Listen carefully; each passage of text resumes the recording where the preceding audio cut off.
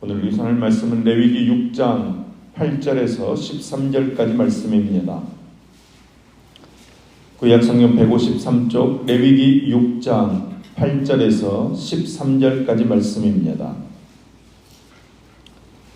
레위기 6장 8절에서 13절까지 말씀을 우리 같이 한 목소리로 읽겠습니다. 여호와께서 모세에게 말씀하여 이르시되 아론과 그의 자손에게 명령하여 이르라.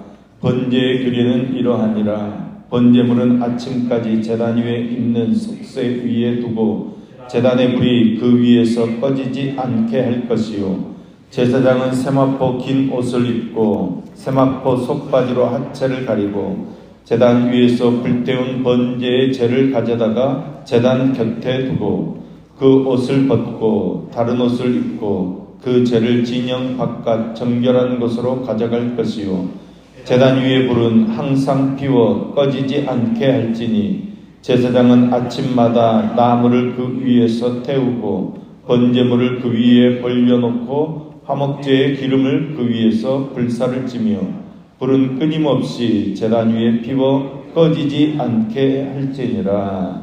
아멘, 아멘. 오늘 우리가 같이 읽을 말씀은 레위기 5장에서 7장까지의 말씀입니다. 레위기의 핵심 단어는 거룩입니다. 거룩을 뜻하는 히브리어 카도시라는 말은 구별, 완전성 이런 뜻의 말입니다. 오직 하나님 한 분만의 본질적인 속성입니다. 내가 거룩하니 너희도 거룩하라. 레위기 11장 45절 말씀에 하나님의 명령은 성도가 세상에서 구별된 삶의 방식과 가치관과 사회 질서를 따라 살라는 하나님의 초대입니다.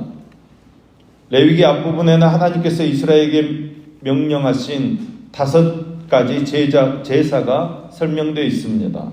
번제, 소제, 속제제, 속건제, 그리고 화목제.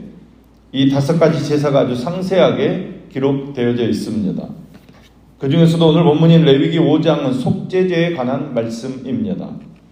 속제제는 이스라엘 백성이 하나님께 죄를 지어 하나님과의 관계가 깨어졌을 때 그 관계를 회복하기 위해서 드리는 제사입니다.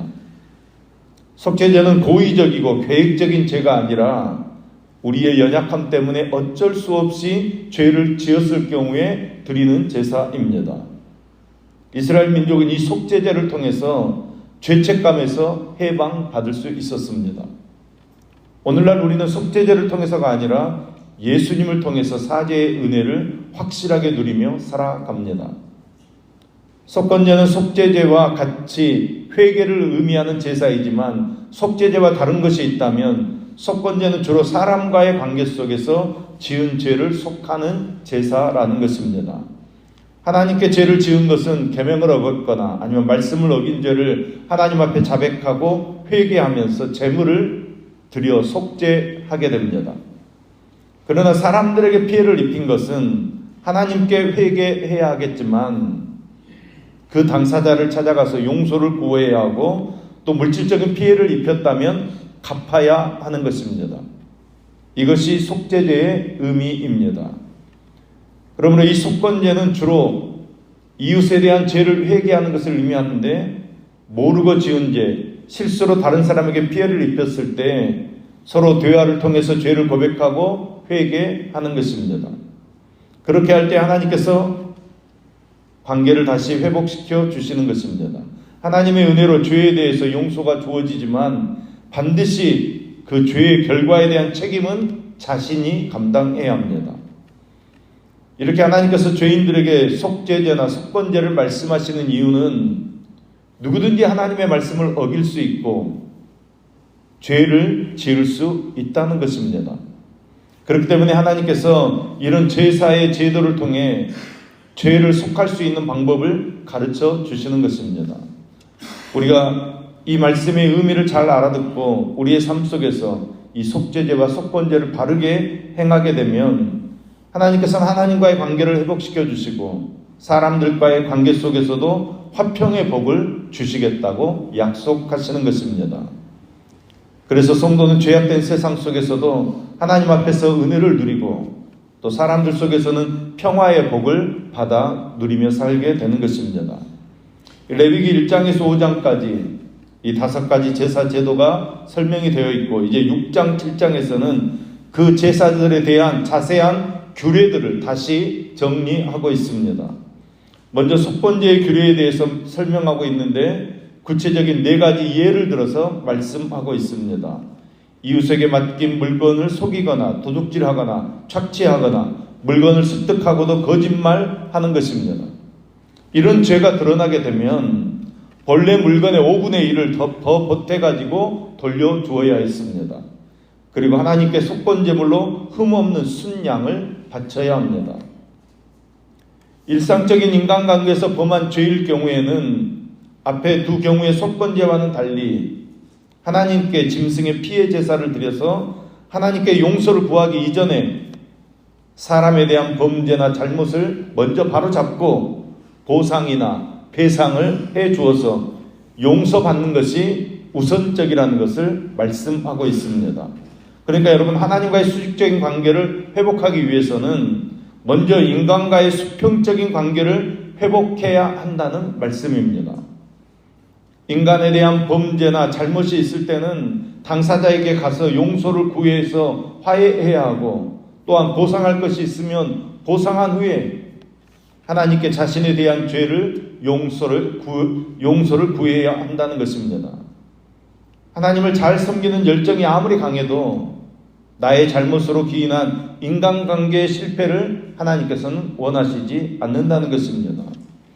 오늘 내가 사람에 대한 잘못으로 인해 드려야 할 속건제가 있다면 먼저 그 사람에게 용서를 구하고, 피해는 보상해주는 먼저 사람과 화해하는 자세가 우리에게 필요하다는 것입니다.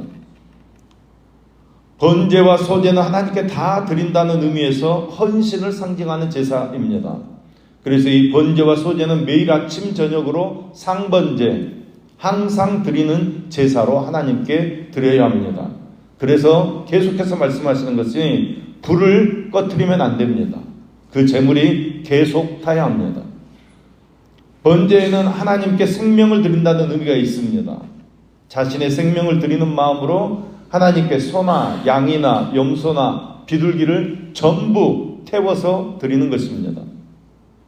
소제는 흰색 제물로 드리는 제사, 즉 곡식으로 드리는 제사를 말합니다. 이 소제에는 내 전 재산을 하나님께 드린다라는 의미가 포함되어 있습니다. 여기에 중요한 것은 고운 가루라는 말씀입니다. 곡식이 가루가 되기 위해서는 부서져야 되고 깨져야 합니다. 이렇게 곡식이 깨어지고 부서져서 하나님께 드려질 때 하나님께서 그 부서짐과 깨어진 마음을 받아주시는 것입니다. 그리고 제사장도 소제를 드릴 것을 말씀하고 있습니다. 제사장도 소제를 드린다는 것은 제사장이 먼저 깨어지고 헌신해야 될 것을 말씀하시는 것입니다. 제사장이 먼저 헌신의 본이 되고 먼저 하나님께 드려짐으로 하나님의 손에 쓰임받는 일꾼이 되어지는 것입니다. 속죄제는 하나님의 계명을 어겼을 때 죄를 고백하는 회개의 제사입니다. 속죄 제물을 가리키는 가장 특징적인 단어는 바로 거룩입니다. 속죄 제물은 거룩하기 때문에 거룩한 장소에서 잡아야 되고 거룩한 곳에서 먹어야 했습니다. 또 피가 묻었을 경우에는 거룩한 곳에 가서 그 옷을 빨아야 했습니다. 28절에 의하면 제물을 삶은 그릇은 깨트리거나 물로 깨끗이 닦아야 했습니다. 거룩하기 때문입니다. 여러분, 거룩은 구별입니다.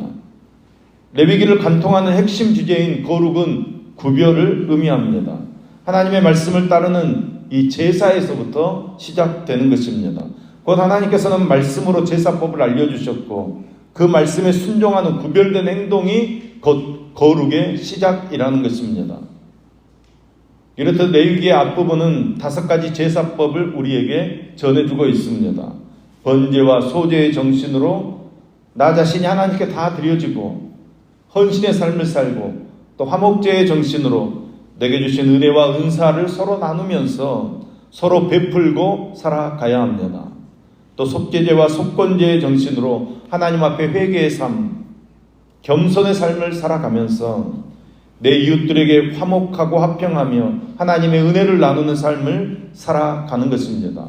그것이 이 땅에서 천국을 경험하며 살게 하는 것입니다. 속건제와 화목제는 제사를 드린 후에 반드시 이웃과 나누게 하셨습니다.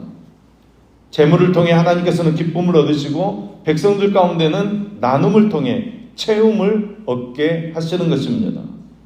그러니까 이런 제사 제도 자체는 예수 그리스도의 십자가 때문에 다 없어졌습니다. 우리는 제물을 드려서 하나님께 예배드리지 않습니다. 그런데 여러분, 이 제사의 의미나 정신은 우리가 드리는 이 예배를 통해 그대로 전달되어져야 합니다. 오늘도 바른 예배를 통해 하나님 앞에 우리는 구별된 삶을 살 수 있어야 합니다. 우리가 예배를 드린다는 것은 나는 하나님의 백성입니다. 하나님의 백성으로 세상과는 구별된 삶을 살겠습니다. 우리를 하나님 앞에 드리는 것입니다. 하나님 앞에 구별되어 살아감으로 하나님께서 주시는 은혜와 복을 받고 이 땅에서 평화의 복을 받아 누리며 받은 복을 서로 나누며 일평생 행복한 그리스도인의 삶을 사는 저와 여러분의 예배의 삶이 될 수 있기를 예수님의 이름으로 축복합니다. 기도하겠습니다. 우리에게 거룩하라 말씀하시는 하나님 아버지, 우리가 날마다 거룩을 향해 나아가게 하여 주시옵소서.